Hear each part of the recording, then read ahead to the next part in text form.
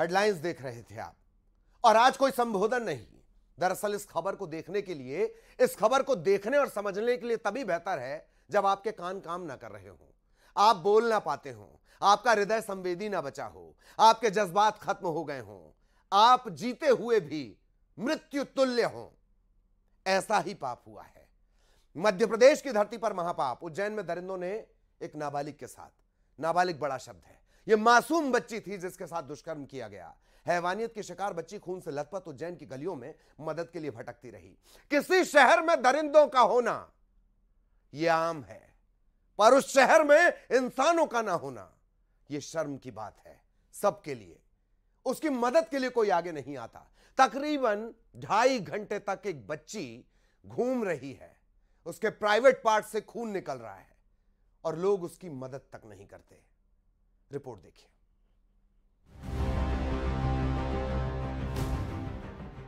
वो गुहार लगाती रही, खून से लथपथ दर दर भटकती रही।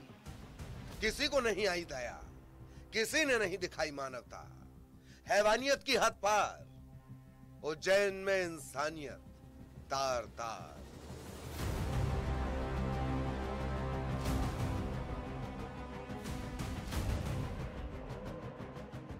मध्य प्रदेश में हैवानियत की तस्वीरें हैं, मध्य प्रदेश में इंसानियत के मर जाने की तस्वीर है।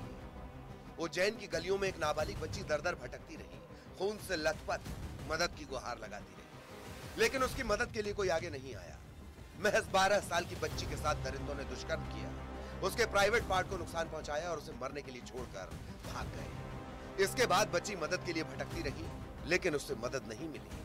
पुलिस को जब मामले की जानकारी मिली तो उसे अस्पताल में भर्ती कराया गया। बच्ची की खराब हालत देखते हुए उसे इंदौर रेफर किया गया। उज्जैन जिले में महाकाल थाना अंतर्गत एक प्रकरण कायम हुआ है अज्ञात लोगों के विरुद्ध, जिसमें दुष्कर्म की बात सामने आई है, जिसकी पुष्टि मेडिकल के द्वारा की गई है।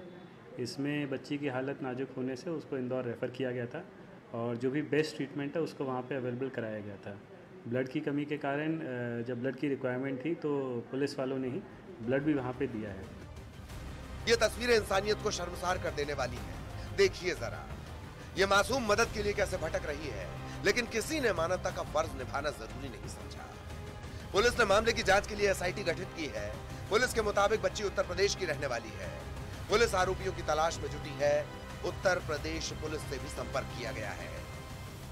इसमें एक बड़ी टीम एसआईटी गठित की गई है और लगातार सभी जगह पे इसको हम लोग ट्रैक कर रहे हैं और जनता से भी यही अपील है, किसी को भी इसके बारे में कोई भी जानकारी हो तो पुलिस को तुरंत बताएं। इसमें अज्ञात लोगों के विरुद्ध कायमी की गई है, जो प्राथमिक उपचार है वो, और इसके बाद जो स्पेशलाइज्ड ट्रीटमेंट है वो दिया गया है और स्पेशल टीम बनाई गई है जो सभी जो भौतिक साक्ष्य हैं, टेक्निकल साक्ष्य हैं, उस पर काम कर रही है। दरिंदगी की शिकार बच्ची की हालत गंभीर बनी है। वो अस्पताल में जिंदगी और मौत की जंग लड़ रही है। लड़की कुछ बोल नहीं पा रही, जिसकी वजह से फिलहाल ये पता नहीं चल पाया है कि घटना कहां हुई। पुलिस अज्ञात आरोपियों के खिलाफ मामला दर्ज कर जांच में जुटी है। दहला देने वाली इस घटना से न सिर्फ कानून व्यवस्था पर सवाल उठे हैं, बल्कि इंसानियत भी शर्मसार हुई है। अजय कुमार पटवा, न्यूज़ 18, उज्जैन।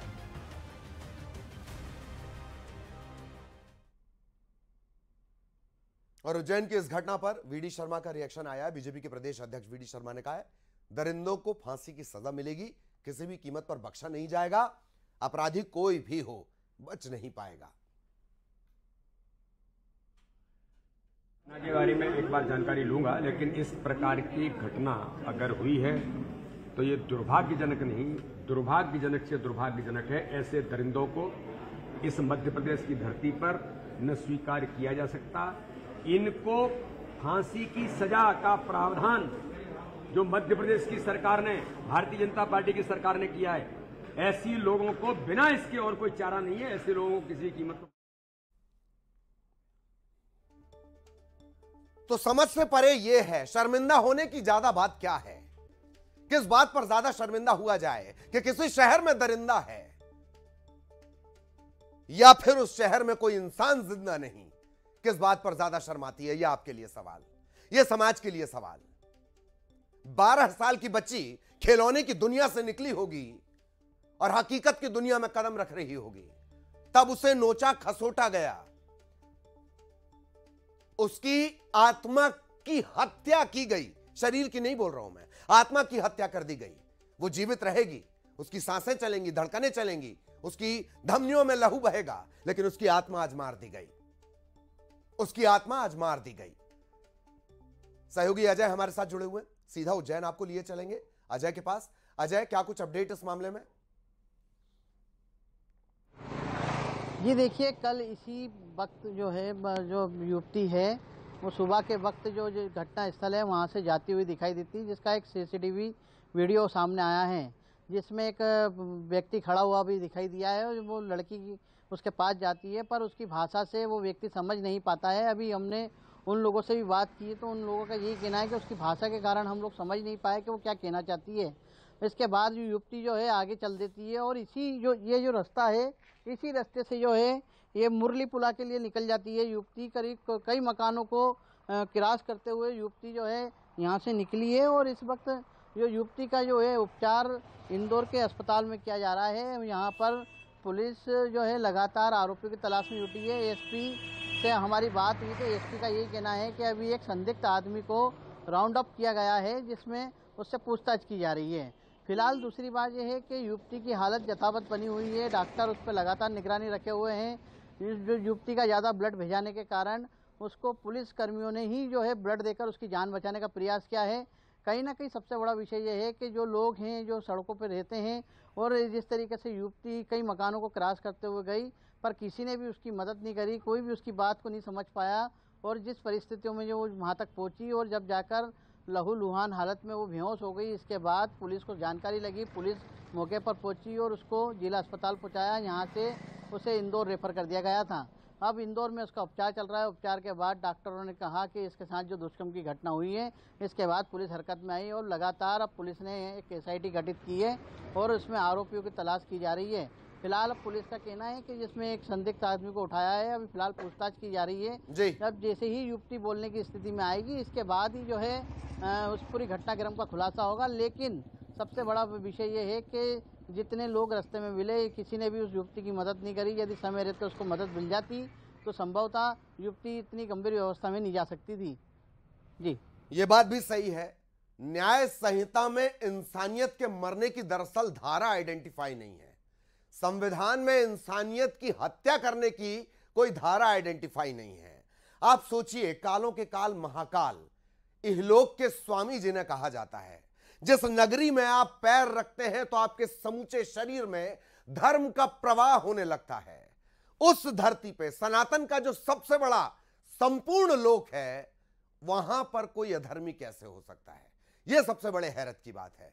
जहां धर्म स्वयं आपके शिराओं में संचरण करने लगता हो, वहां पर इस तरह की स्थिति कि 2.5 घंटे 12 साल की बच्ची घूमती रहे और कोई यह तक ना पूछे कि तुम्हें हुआ क्या है।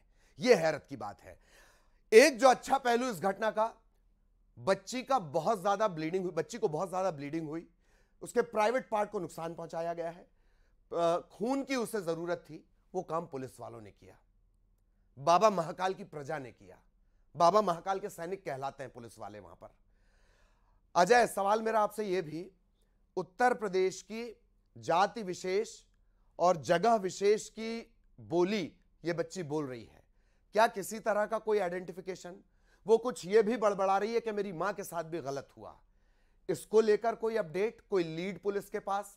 76 से ज्यादा सीसीटीवी फुटेज खंगाले गए। अजय जी देखिए, पुलिस से हमारी बात हुई थी कि युवती के साथ जो जिस प्रकार का दुष्कर्म की घटना हुई है, क्या उसकी मां के साथ भी हुई? तो पुलिस का कहना है कि जब तक युवती बोलने की स्थिति में नहीं आएगी, तब तक ये कहना स्पष्ट नहीं हो पाएगा कि उसकी मां के साथ भी कुछ ऐसा हुआ है। फिलहाल अभी ये चर्चा चल रही है कि उसकी मां के साथ भी इस प्रकार की कोई घटनाक्रम हुआ है, लेकिन पुलिस का यही कहना है कि जब तक उस युवती से बात नहीं हो पाती है, जब तक वो बयान देने की स्थिति में नहीं आती है, तब तक हम ये कहना मुमकिन होगा कि उसकी मां के साथ भी कुछ हुआ है। दूसरी बात यह है कि जिस तरीके से जो घटनाक्रम हुआ है, इस पूरे घटनाक्रम में कई लोग जो देखते रहे और उसकी भाषा नहीं समझ पाए, तो एसपी का भी यही मानना है कि युवती की बोली से जो है लग रहा है कि ये प्रयागराज उत्तर प्रदेश के साइड की लग रही है। फिलहाल उत्तर प्रदेश पुलिस से भी जो है उज्जैन पुलिस जो है संपर्क कर रही है कि जल्द ही इस पूरी जो युवती है इसका पता चल पाएगा कि कहाँ की रहने वाली है और किस क्षेत्र की रहने वाली है। लेकिन जब तक युवती बोलने की स्थिति में नहीं आएगी तब तक कह पाना मुश्किल होगा कि ये कहाँ की रहने वाली थी और वाकई सवाल वही, मंदिरों की धरती में मानवता की मौत हो गई। बहुत बहुत धन्यवाद आपका अजय। आगे भी आपके जरिए अपडेट हम अपने दर्शकों तक पहुंचाएंगे। सहयोगी अजय विस्तार से जानकारी दे रहे थे। और अब अगली बड़ी खबर बिलासपुर से। बिलासपुर पहुंची है बीजेपी की परिवर्तन यात्रा। मंच पर सांसद मनोज तिवारी भी मौजूद हैं। बीजेपी के तमाम दिग्गज नेता इस कार्यक्रम में शामिल हैं। अरुण साहब, नारायण चंदेल, वो भी मंच पर मौजूद हैं। बड़ी खबर, बिलासपुर पहुंची है परिवर्तन यात्रा। बिलासपुर में ही परिवर्तन यात्रा का समापन होगा और उसमें खुद प्रधानमंत्री नरेंद्र मोदी शामिल होंगे 30 तारीख को। मंच पर सांसद मनोज तिवारी मौजूद है, बीजेपी के दिग्गज नेता मौजूद हैं, अरुण साहब, नारायण चंदेल, बीजेपी के तमाम नेता।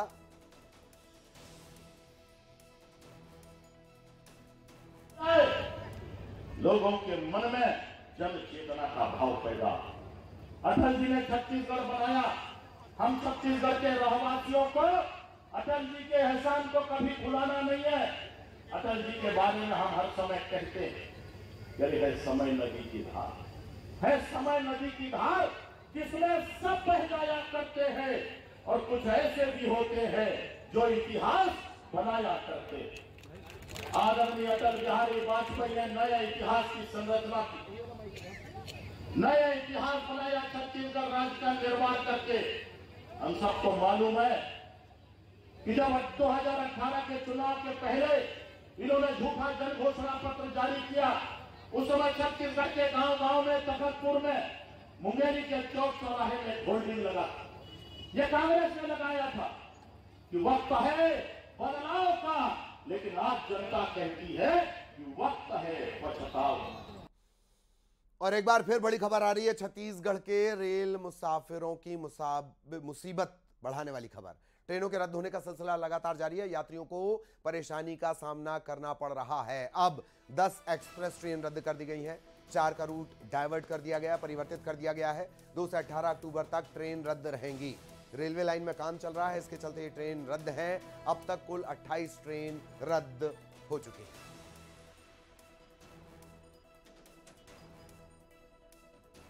दो से 18 अक्टूबर तक 10 एक्सप्रेस ट्रेन रद्द हैं। 4 का रूट बदला गया है।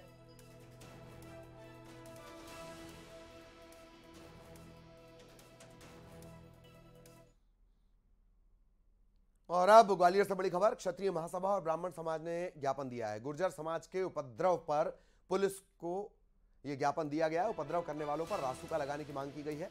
आरोपी सांसद और विधायक के खिलाफ कार्रवाई की मांग की गई है। आरोपियों के मकान पर बुलडोजर की कार्रवाई हो, पुलिस ने उचित कार्रवाई का भरोसा दिया है। ग्वालियर से बड़ी खबर।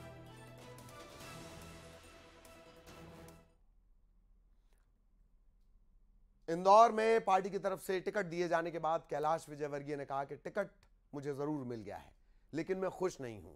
मेरी तो चुनाव लड़ने की इच्छा नहीं थी। मैं ये सोच रहा था कि मुझे बस चुनाव प्रचार करना है, भाषण देना है, निकल जाना है। लेकिन जब पार्टी ने टिकट दे दिया है तो लड़ना पड़ेगा, क्योंकि हम पार्टी के कार्यकर्ता हैं।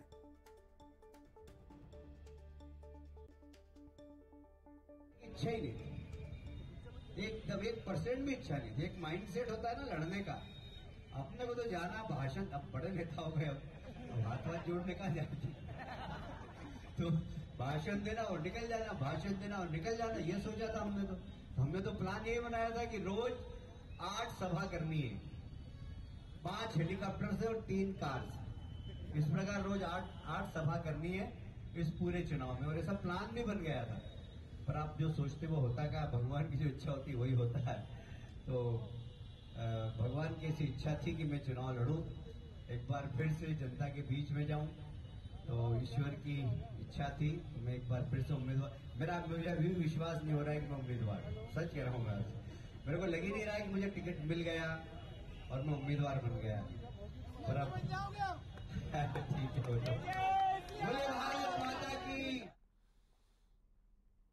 और अब भोपाल से बड़ी खबर। अक्टूबर में 3 बार मध्य प्रदेश का दौरा करेंगे प्रधानमंत्री। गांधी जयंती पर ग्वालियर में वो एक सभा कर सकते हैं। 5 अक्टूबर को जबलपुर में एक बड़ी सभा हो सकती है। जबलपुर के जरिए महाकौशल साधने की तैयारी। ग्वालियर में 1 महीने में 2 बार आएंगे प्रधानमंत्री मोदी। जिला प्रशासन ने तैयारियां शुरू कर दी हैं। कई प्रोजेक्ट का भूमि पूजन और शिलान्यास करेंगे प्रधानमंत्री।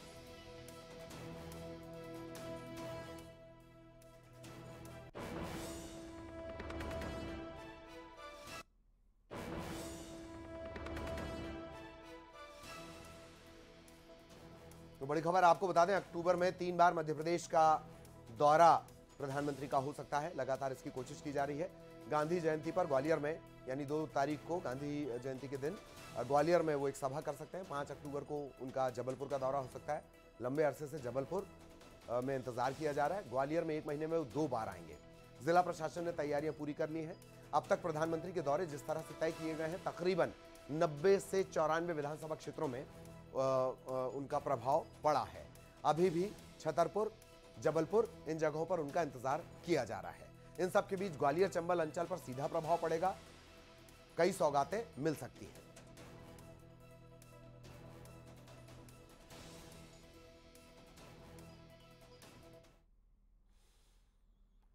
और अब झाबुआ से मिल रही है बड़ी खबर। जमीन विवाद में पति पत्नी की पिटाई, दोनों घायल हालत में जिला अस्पताल में भर्ती।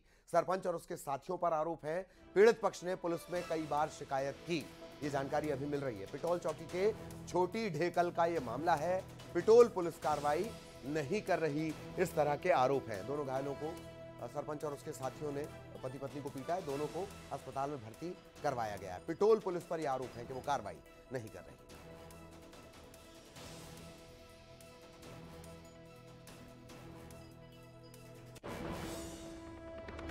झाबुआ से बड़ी खबर आपको बता दें, पति पत्नी जमीन विवाद में पति पत्नी को बेदम पीटा गया। दोनों की स्थिति खराब है। अस्पताल में उन्हें भर्ती करवाया गया है। झाबुआ का यह पूरा मामला, झाबुआ के पिटोल का। सरपंच और उसके साथियों पर मारपीट के आरोप हैं। आरोप यह भी लग रहा है कि पीड़ित पक्ष ने कई बार पुलिस से शिकायत की पिटोल चौकी में, लेकिन पिटोल पुलिस ने कार्रवाई की नहीं। पिटोल चौकी इलाका लगता है और छोटी ढेकल का यह मामला है।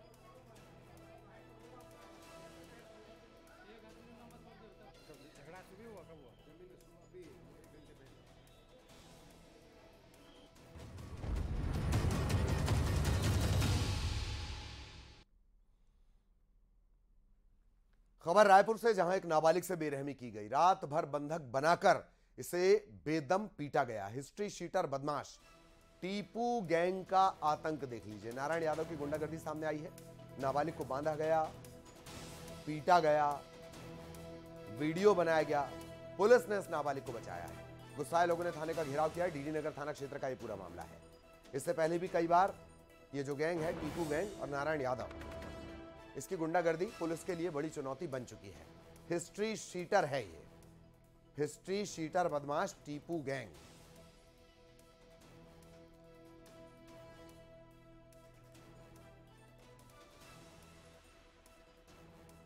नाबालिग को रात भर बंधक बनाकर पीटा गया है। इसके चलते रहवासियों में, इलाके के लोगों में जबरदस्त गुस्सा है। पुलिस ने ही नाबालिग को बचाया है। नाबालिग को बांधकर, रात भर बांधकर पीटा गया। टीपू गैंग का नारायण यादव, इसकी गुंडागर्दी और लगातार जारी है, पहली बार नहीं। टीपू गैंग ऐसा लगता है कि पैरेलल अपना एक अलग कानून चलाती है। पिटाई का वीडियो सामने आया है। गुस्साए लोगों ने थाने का घेराव किया। डीडी नगर थाना क्षेत्र का यह पूरा मामला है।